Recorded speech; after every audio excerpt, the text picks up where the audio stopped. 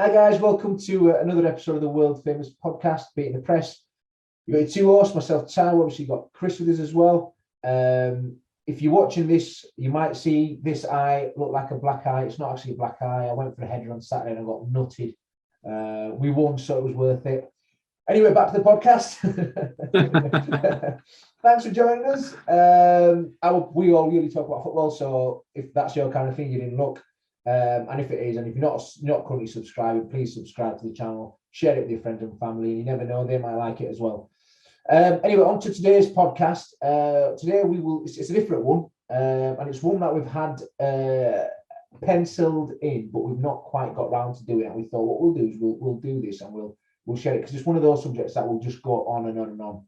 So it's one about recruiting and how important recruitment is, and comparing it to coaching and the ability to coach the manager. What has more value? What has more weight to a club? What improves a club better? What's the biggest difference? So I mean, it's not one that, I mean, it's a really tough one. We've thought about it for a while, and we've spoke about it off air, so to speak. You know what I mean? Not when we're in front of a podcast. But it's a really interesting. So we'll just dive straight in then. So I mean, what we're going to do first is we'll just go through some of the clubs in the country, and we're going to focus on the Premier League anyway. We'll obviously touch at some of the top European clubs as well, and we'll look at recruitment and the clubs that do it really well and the clubs that don't do it well as well. There's obviously some really, quite obvious ones, and we'll look at them and we'll sort of try and dissect them. So with that being said, I'll pass over to you, Chris. So take it away. Yeah. So obviously, like you said, we've been discussing this in the background before, because I don't know about you. Did we ever, when we were a kid, know about a technical director or, a director of football or anything like that? It was something that you rarely ever heard of. You had Alex Ferguson, you knew Arsene Wenger, and as far as you knew, they pretty much made the decisions, the Jose Mourinho's of the world. But obviously, with the likes of Man United of recent, obviously the most high-profile club in the world, and their recruitment policy of buying, the best players, the most media-worthy players around the world, it does beg the question, which one's more important these days? Is it your manager? Is it actually your director of football? Do you need a director of football? And obviously these are the things that we're going to discuss today. So obviously Manchester United, we'll start with Manchester United, for example. They have been struggling ever since post Alex Ferguson. They have had a director of football. Was he a director of football, Big Ed? Was he known as technical director? Who are we talking about here? Sorry. Big Ed Woodward. No, he was just the chief exec, wasn't he? He wasn't technical. Yeah. Chief exec, wasn't he? Yeah. So he was the guy getting the transfers through, wasn't he? He's a money man. He wasn't really a football person either, was he? Yeah. So in reality, Manchester United have been the signings have been relatively the managers time and time again, but they have had, would you say, quality managers along the way in Jose Mourinho, Louis van Gaal. We've always had, different ideas, but in reality, none of them can seem to get a tune out of the players.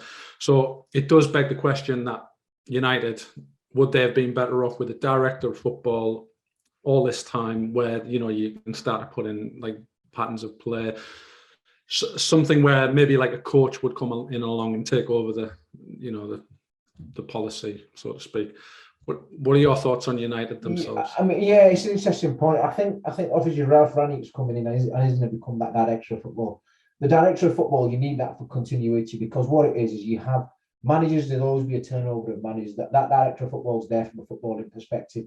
So you've got your chief executive will obviously oversee it business wise, and that's why Ed Woodward's kept his job for so long, because he kept turning out profit for Man United. The owners didn't really care where they were. Do you know what I mean? If the owners, if you told them you're going to finish 12th every season, but we'll give you £200 million profit, they'd be like, happy days. I don't care who the manager is.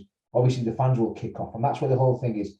The recruitment bit is it's massive, because you need a long-term recruitment strategy. Okay, so you can't just buy players because they become available. Okay, so Ronaldo's obviously, you can go to Man City, bang, we've bought him. Wan-Bissaka's done well with buying. The defenders will come available. Harry Maguire will go get him. Lindelof buy.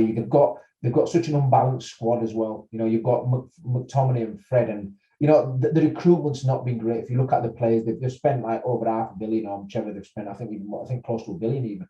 So there's that long-term recruitment strategy which you need. You've got to understand what you want to do moving forward. You know, if this manager goes, like you said, every manager, whoever's turned up, that manager's had. I'd gone to him, I want him, and they bought him.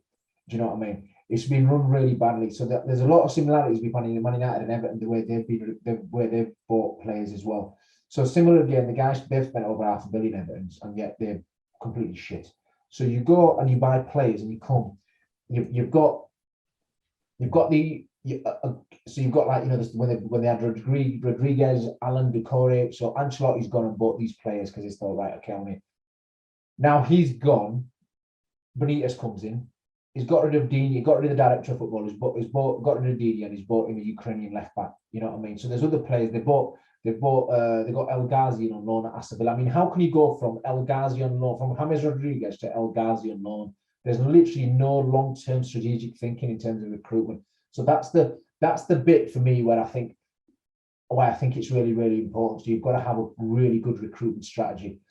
The other team that I'm going to mention as well is Spurs. Okay, now there's an issue with Daniel Levy as well. So you know, Daniel Levy is what it is. It's a bit. Sometimes you've identified a play, you just got to go in for the kill and bang do it. So you've got what Spurs have bought over the years, and Antonio Conte is now bearing the fruits of it. As in not bearing the fruits of it in a positive way, it's like in a negative way. So he's realised the defenders they've bought: Sanchez, Christian Romero, Davinson Sanchez, Ben Davies, Christian Romero. That was the back three for the recent game. You've got Emerson Royale at right back or right wing back, who's dog shit. You know what I mean? You've got Sergio Reguilon, who's okay, and then you can move into the midfield. You've got Giovanni Lo Celso and Brian Hill, who have been pinged. They've got bought last year. Now they've been sold they've been given away on loan to Valencia and Villarreal, I think. So that just shows there's no long-term sort of new manager comes, he'll decide what he wants. Brilliant. So you've got to have.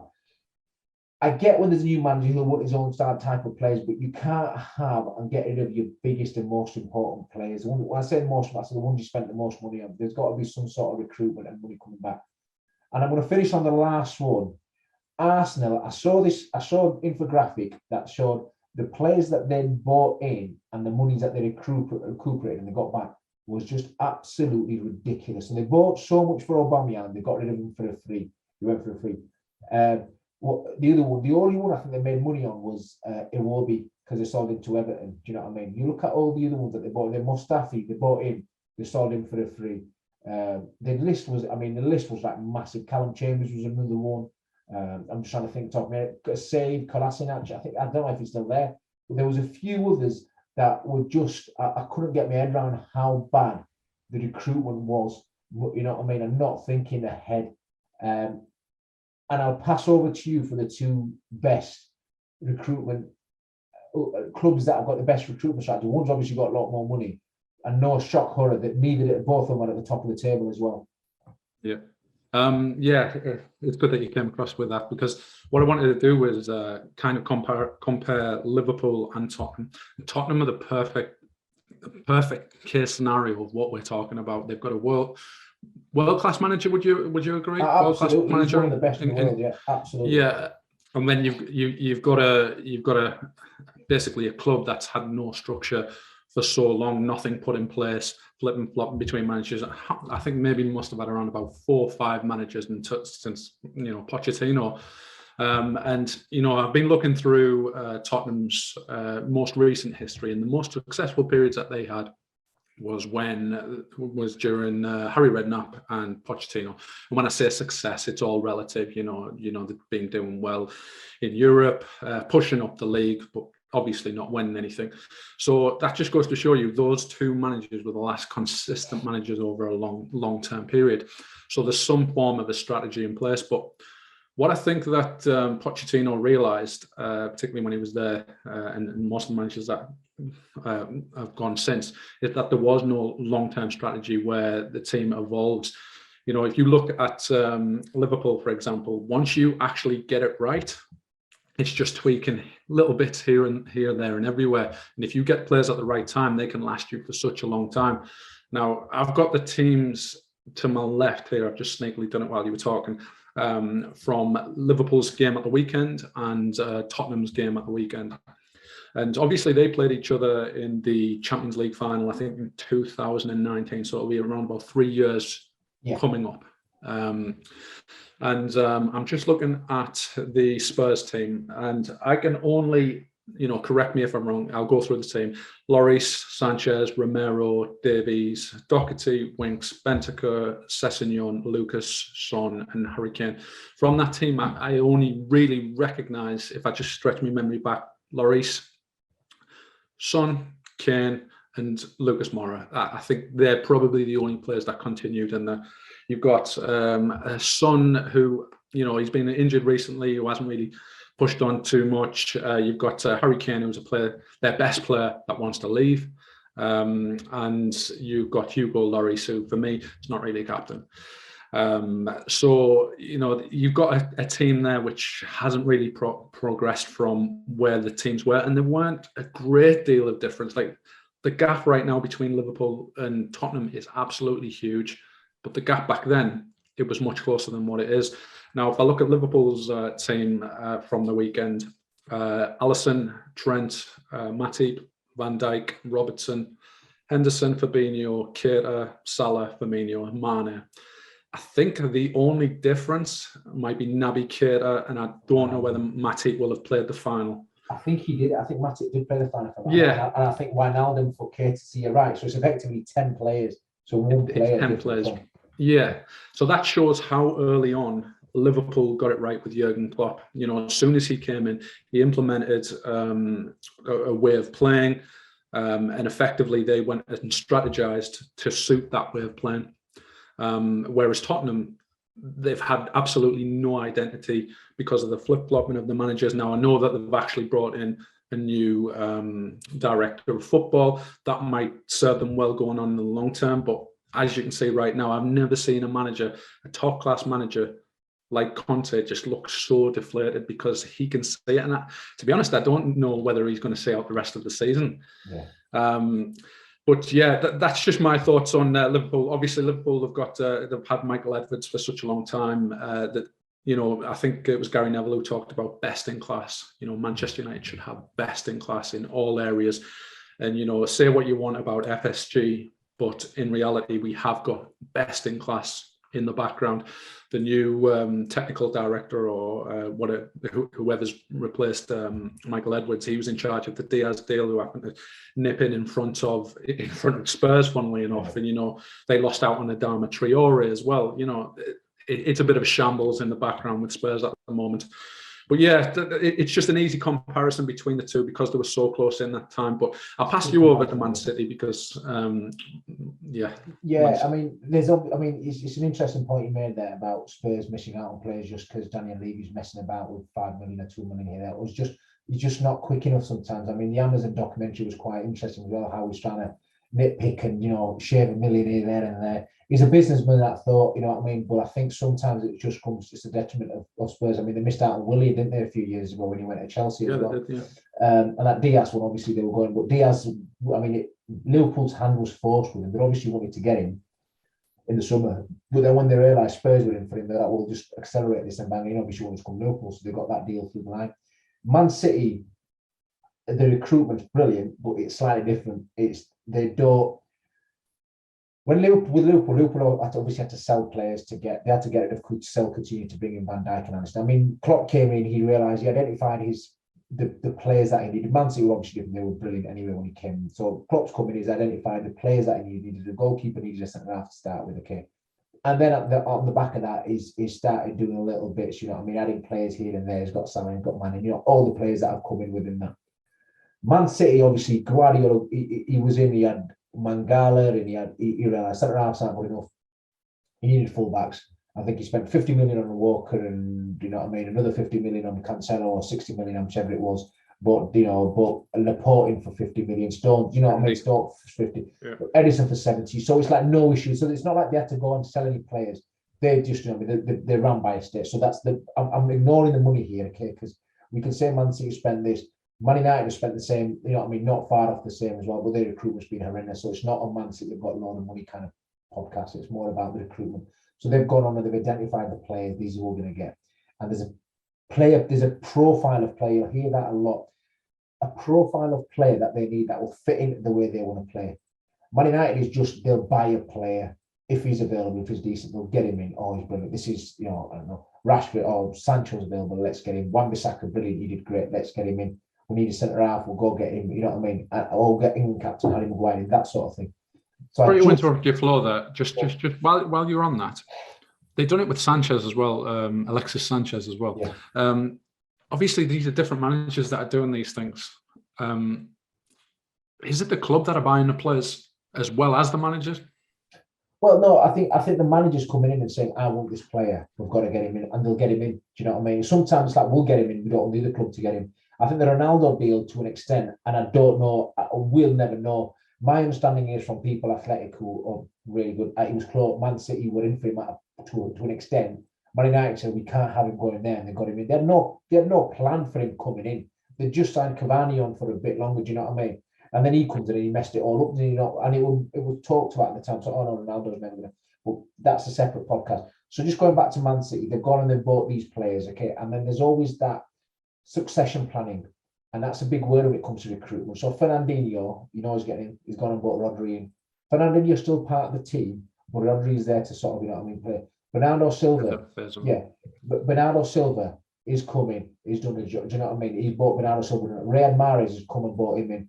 You know what I mean? And then they bought. I mean, the only one they've bought, who I think's probably been a failure. I say quite a bit of a failure. It's a bit early to say, but Jack Grealish. It's the biggest, most have spent. It's a player I don't think they really needed. And you know they're doing fine without him, so it's not like he's going to add any value or anything.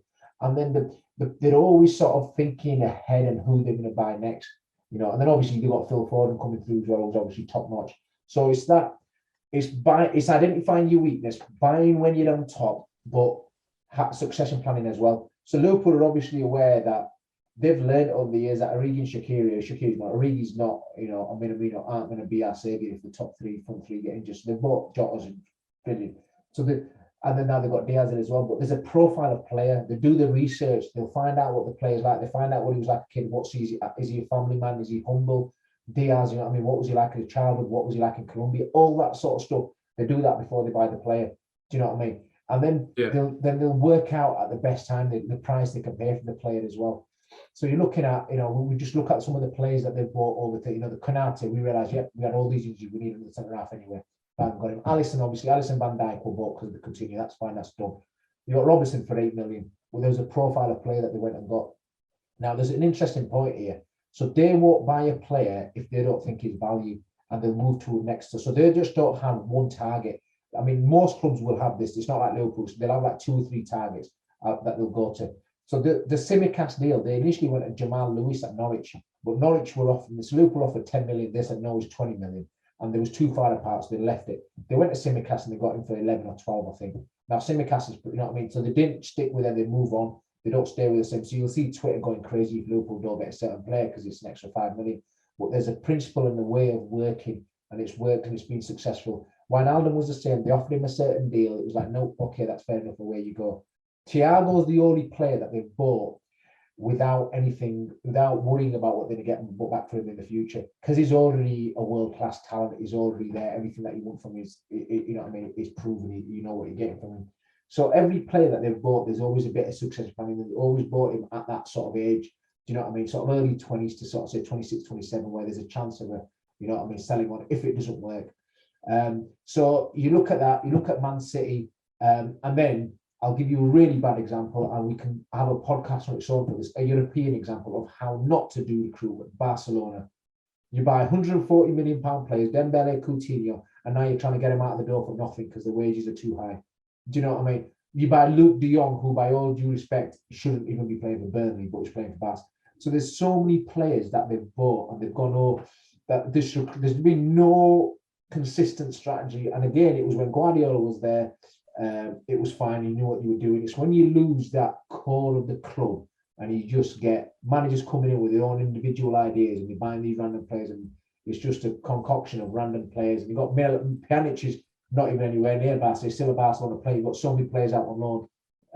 They're just the two different ones. Go on, sorry, Chris. Sorry, Matt. I think with Barcelona, you bang on when they lose that core, and it's also it's almost like keeping up with the Joneses with Real Madrid, just because of what they can afford to do with their financial clout, and ever since the Galacticos era. And it doesn't help that Barcelona, they're essentially the presidents have voted in, and the presidents have voted in basically on the promises that they say that they're going to deliver. Yeah. So in reality, a lot of the times the managers have got certain ideas, and the presidents are like, yeah, but this Galacto is coming in whether you like it or not. So that doesn't help, and it really does surprise me, because Barcelona is always, they've always looked at the La Masia towards bringing through quality young players, and every player that they seem to bring along is a top-notch player. Even today they're still bringing them through, but they feel this need to come every now and again just to splash 140 million just because either the president says so or Real Madrid have just bought Mbappe or something like that. But what I wanted to go back to was a really, really good point that you made earlier, was about the strategy that the likes of Man City and Liverpool go for. They don't actually stick once they see that a player isn't of value anymore, they move along. Now that's really interesting to me, because as a layman, as a fan, you just think, we want that player, pay the extra 5 million, pay the extra little bit, pay whatever it takes. It's only a little bit more. We need that specific player. But you're right in that they're like, right, that's where we're willing to go to, and we're willing to pay no more. We move on to the next one. So with that in mind, you don't really, it's not necessarily the player, it's the player's potential, and then the club's ability to nurture that potential from there. And in those two teams, you've got Guardiola and you've got Klopp, who are the best at getting the potential out of those players.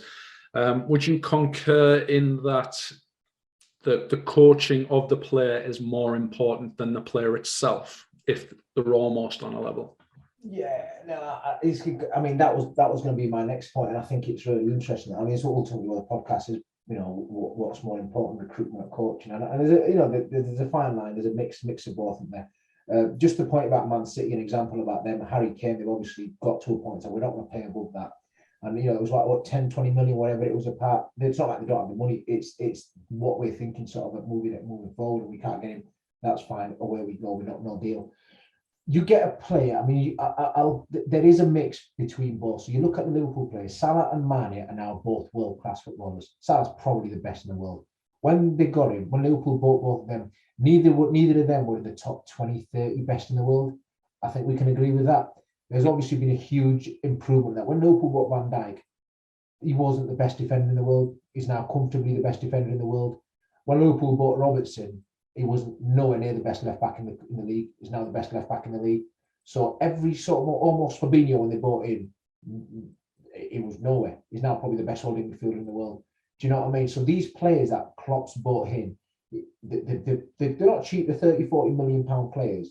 But they now turn into 120 million pound players. He improves them beyond recognition to now become winners, become Champions League winners, become Premier League winners. And the same with Diogo Jota, or even though we've had him for just 3 months or whatever, 4 months, we've had him for a bit longer than that, but however long we've had him, there's an improvement with him as well now. Now right, this guy's world class, you know what I mean? Because it consistently proves it goes back to that profile of player. And you'll know this. I mean, I'm going to state the obvious here. You can be a really good 11-a-side player, but if you're in a team that's pretty average, you're going to get dragged down as well. Yeah. Now, you can move that player to a good team and suddenly that level raises as well. So the mixture between coaching and getting those players together. But yeah, no, I think coaching goes hand in hand with it. So you can get players that are good. I'll give you an example. Say, for example, I don't know, say Spurs have bought Davinson Sanchez for 35 million, okay? And you'd probably say if they were to sell him, they'll probably get 25 to 30. If they'll make a loss on him, they're not going to make a profit on him, do you know what I mean? So that's the way. So you've got to look at it. Whereas if you look at obviously the ones Klopp bought or Man City bought, their value rises. So the coaching comes within that as well. But then the difference between them two is there's that continuation of having the same manager. Do you know what I mean? That consistency of the same manager over a good 5-6 years now, you know what I mean? So the players understand the way that it's played, the backroom staff's the same, everything's the same, so people get that. I'm just gonna ask you about the coaching stuff, you know, and the differences between recruitment and coaching, and it goes to any level. And I'll ask the question around grassroots, and it's probably a bit of a stretch, and I know exactly. So I'd say grassroots to say decent non-league level, and I'd probably say so conference, so South Conference North, National League North, North South. I firmly believe coaching doesn't matter as much as how good your players are. You could effectively get the best, not the best, you could get a really good collection of 11 players and stick them out and they'll win games. Grassroots level, non-league level, you know, for well, it's got nothing to do with managers. We work with managers who are pretty shit, but they've got the best players within the area and they'll stick them out and they'll win the game. As you progress up through the leagues and you get through to your Premier Leagues and your Championship Premier Leagues, and that's when those little tweaks and ability to manipulate games to your own advantage, regardless of what your personality is. Burnley's a really good example. We've shown that to players he's got aren't as good as, say, example, Man City and Liverpool, but they took Liverpool all the way. It was only finished one. They've beaten Liverpool before, they've beaten Man City before. Do you know what I mean? You get my point I'm getting at. So the question I've got for you is probably a long-winded one. So for you, as we go up through the leagues, I think lower level, I think you probably agree. Obviously, if you disagree, let me know. How much of a difference do you coaching makes in comparison to recruitment? You bang on. Yeah, absolutely bang on. Like tomorrow, I could start up a team, and I think I could potentially win. Let's say the local league, maybe like a Wearside league or something, just because of the people that I know. Yeah. Whereas you have been through all the coaching, the actual all the steps with the FA and everything like that, and you're a better coach than what I'll ever be. But my team would beat yours essentially because of the contacts that I would have had playing in this specific area. And it's always been the case, Wearside, is it Wearside? Like the North Riding FA. They moved to step 6, which is not. The teams in my area are consistently managed by the same types of managers, and it's essentially who you know and not necessarily what you know. Every now and again, you do have a coach. Like I had a coach, Steve Connolly, came in to Redcar. He's still there. Absolutely class. I think he's UEFA A, UEFA B, and he's trying to implement styles of play and patterns of play, and he got us to a level where we were really competitive. But in reality, it is still the teams with the biggest budgets that would essentially win the league. But individually, obviously, coaches can make a difference. I always remember going throughout my childhood where you were always taught to basically get on the ball, go and find the ball, go and don't be scared and all that kind of stuff. But it wasn't until later on where you do get the gem every now and again, like a Steve Connolly that comes along, and they tell you, look for the space. Don't look for the ball. The ball will find you if you find the space. Like little bits of nuggets, little bits like gems like that. And so they can make a difference with individuals, but as far as a full team goes, I totally agree with what you're saying. That it's more who you know than what you know. What about yourself? Yeah, no, I mean, I'll probably repeat myself. I think on the lower levels you'll get. It literally is who you know. I mean, there's managers and there's teams in my league and league above and probably league above that as well who don't, who just literally got the players. But you can't have a conversation about football because they just waffle and it's just regurgitating the same shit they've seen on matches or stuff they've heard over years, and they think it's all right to say and shout from the sidelines, but it makes no sense. Well, you've got good players at that level.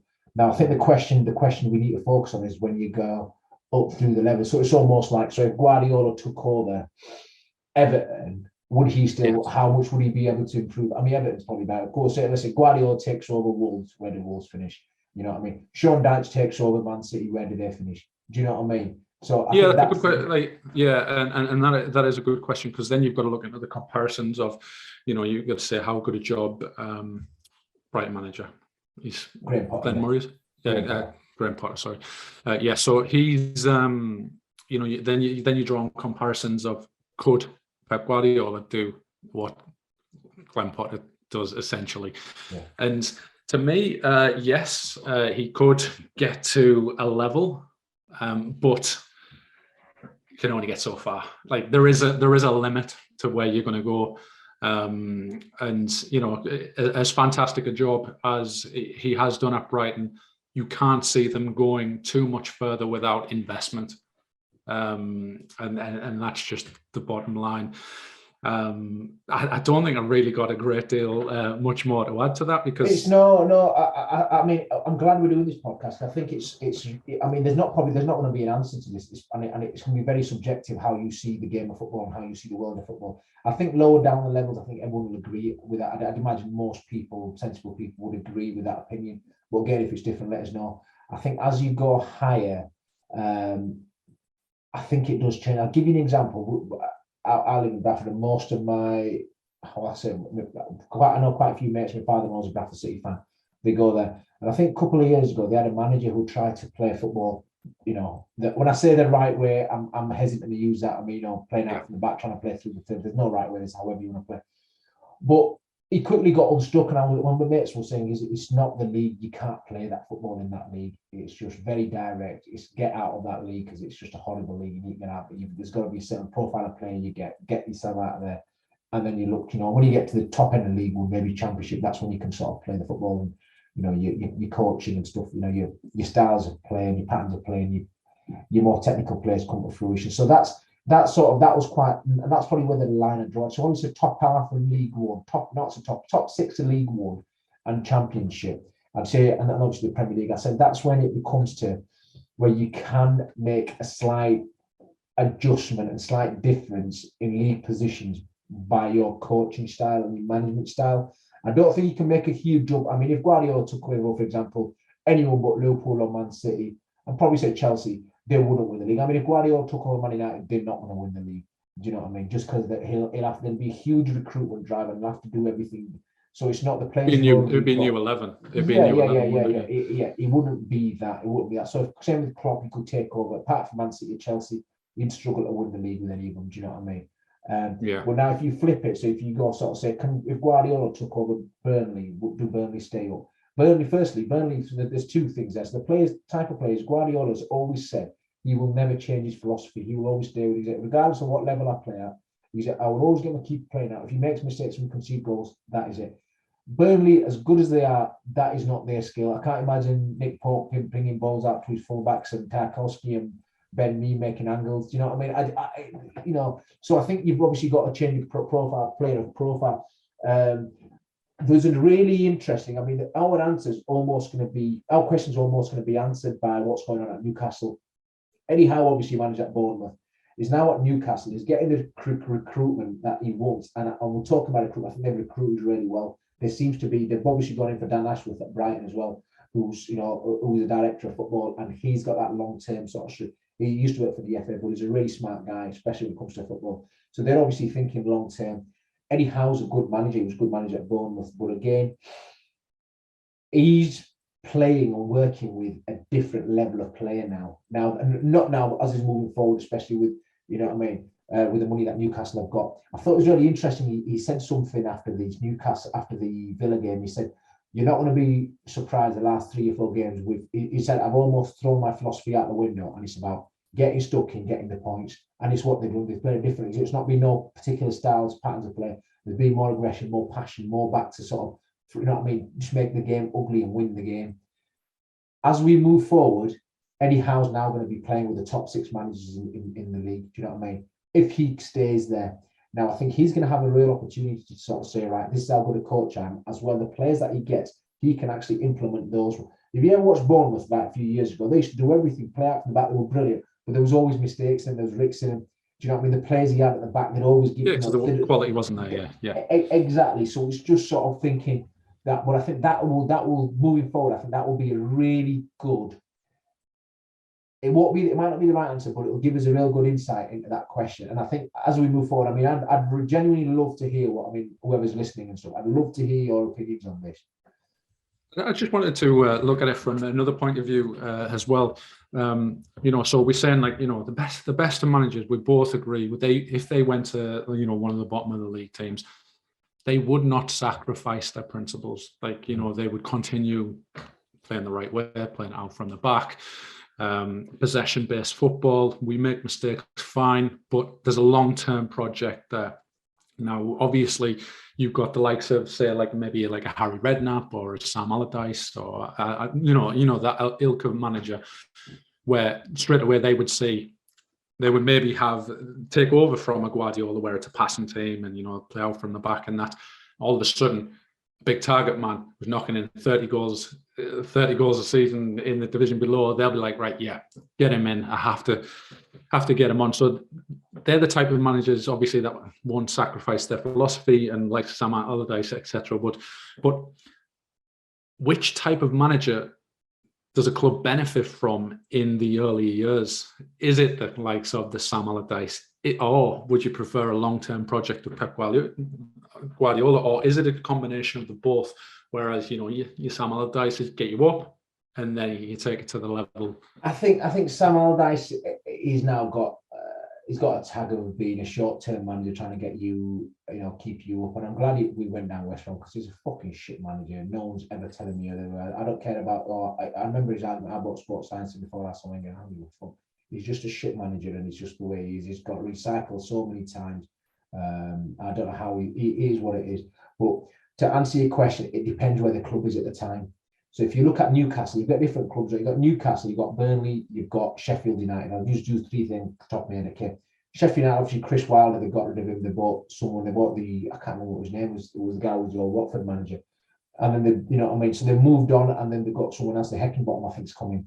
So for them, that's the sort of level of type of manager that they're going to go for and they can get. But again, for them, it's a case of how do we get consolidated the Championship? We're looking to get back in the Premier League. That's where they really want to be and looking at. You look at Newcastle, I think that's a really interesting, because they're obviously going to come and they're going to become one of the richest clubs in the world now. Then obviously first priority is to stay. And if you work it out, I know they went for Unai Emery, but I actually think they've landed on their feet with Eddie Howe. They've got the perfect manager because they've got a manager who knows the league. He knows the league. He's been in those relegation battling balls before, and he's got a style and identity of play which the Newcastle fans want to see from their club. They want to see that attacking, free-flowing football. They obviously want to win stuff as well. And they want a team that fights, which everyone does. So I think that's the type of manager profile that they needed, which worked out fine.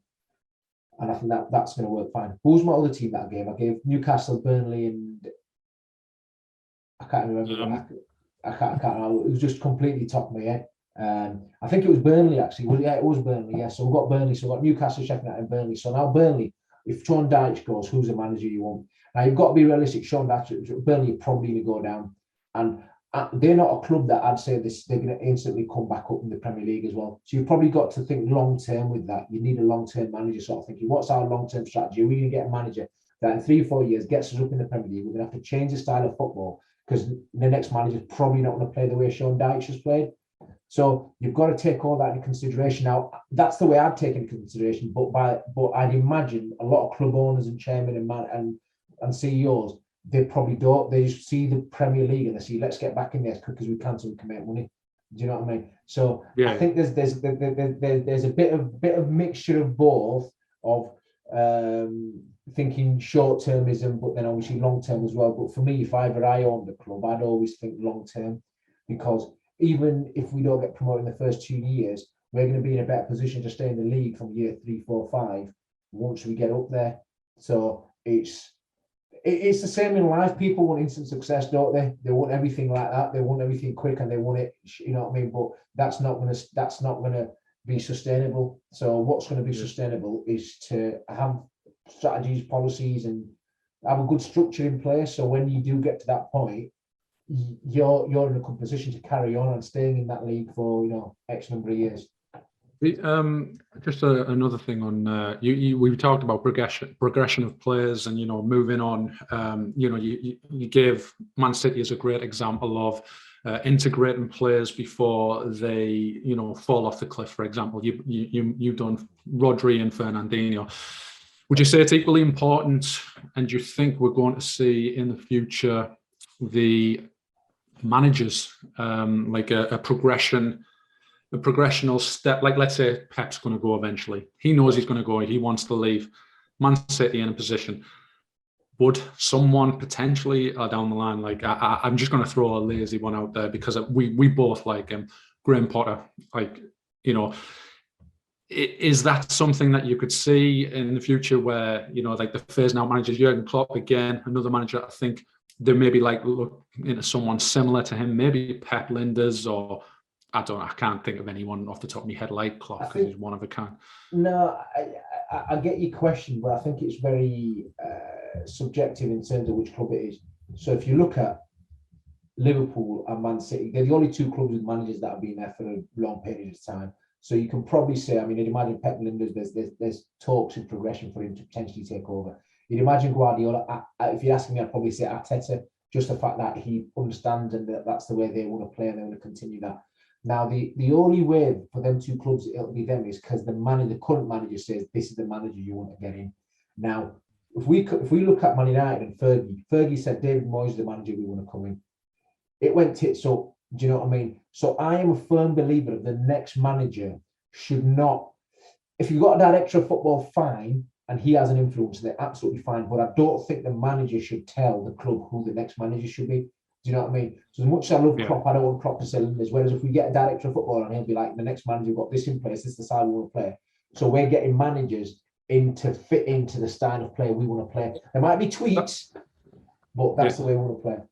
Well, that was going to be my question. In that, if you were a director of football, and let's say it is Liverpool, would you, you know, it's almost easier. Well, it's definitely easier to bring in a manager that shares a similar philosophy to a team where you can just tweak it ever so slightly and bring in slowly. Evolve the tactics, the methods, the way of playing, then I suppose bringing in someone completely different who may be a name. Would you say that is more the way to go about things, like choosing a manager to fit a style, or is it just a case of getting the best manager? That's ultimately the question that we're answering, isn't it? I mean, we're obviously moving away from the recruitment and the coaching side, but in terms of the best manager, I think every club you have got to. There's got to be a balance between getting the best manager. So you've got to see if you get the best manager in the world is available, does he fit into the way we want to play? Okay, so you've got to have a so more clubs are going through the director of football. So director of football oversees director of football. He oversees it all. There's obviously got to be a great relationship between the manager and the director of football. Now, you get to a point where the director of football goes, right, okay, we're just going to play. You know, for example, we're going to play at Burnley. You know, we're going to play direct football. When you get the ball fullback, pass the half, when I'm going to launch him, and we need a profile of player, a centre forward, like a Weghorst. Chris Wood's gone, Weghorst comes in. If he goes, we get the new Peter Crouch or whatever it might be. Do you know what I mean? So you get the idea. This is the kind of player we're going to play. We'll stick to a rigid 4-4-2, nice and narrow, and then, you know, that's just the way we're going to play. If you've got a director of football now, if Guardiola becomes available and he says, I want to go to Burnley, will the director of football say no? Do you know what I mean? So exactly. So then do the club completely throw out all of their philosophy and the way they want to play? So that's why what you'll find is the clubs will always change their style of play when they get a new manager. But when you get a new manager, it's because the old manager was shit and he's got sacked. So you need a change of style as well at some point. Do you know what I mean? So it's not just, so it comes across the director of football might say this is the way we're going to play and we're going to move forward like this. But the manager, when a manager goes, there needs to be an understanding of a change of style of play as well, I think. Yeah. You said to a certain point, you know, I agreed with you. To a certain point, the likes of Graham Potter can't go too far with Brighton. There's a ceiling to where they can go. Do you think managers disagree with that? Like, you know, you being a coach yourself, do you think, you know, I don't want to say egotistical or their beliefs in themselves.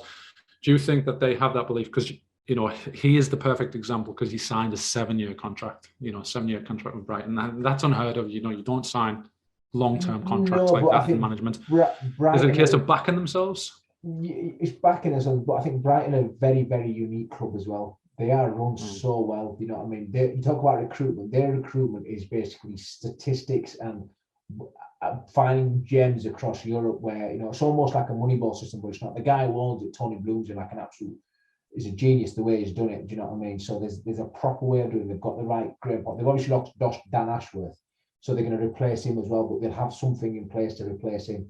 So I think it's a really good question. But I do think sort of moving forward, I think managers to a certain extent, yes, I think every manager's got to have a bit of ego about him, because you won't be a manager otherwise. You know what I mean? This is the way I want to play. And you want to play football. You don't like losing. You hate losing. That's just part of being a manager. But I think if you're looking at a Graham Potter for the 7 years, I think any manager gets offered 7 years, you're going to take it, because he knows he's not going to be there for 7 years. It'll just be like, compensation for the other club. I think Brighton are protecting themselves more than the manager. Do you know what I mean? It's got nothing to do with the length of the contract. They know full well at some point someone's going to come and pinch him off us, and we want to get compensated for his ability. You know what I mean? And that's effectively what it is. That's spot on. Yeah, so I have come to the end of all of my football coaching, grassroots knowledge. Is there anything else that you feel like you want to add to it? Anything else you want to pick up on before we? Yeah, I think it's. I mean, we can carry on. I just think there's so much more to this. I mean, I'd be really interested. I know we say, you know what I mean. There's a question of the day, but I'd really love to hear people's opinions and thoughts and comments in there. You know what I mean? Yeah, I'd like to do the question of the day today. If you don't mind. Yeah, sure. Unless you. No, I had one, but you can go with it. But we'll go with one each.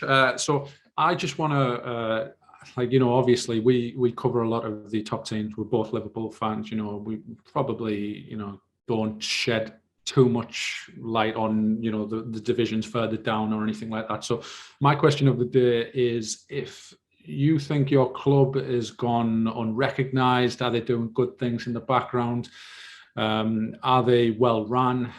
Put your club in the comments, just so we can look out for those. What about yourself, Ty?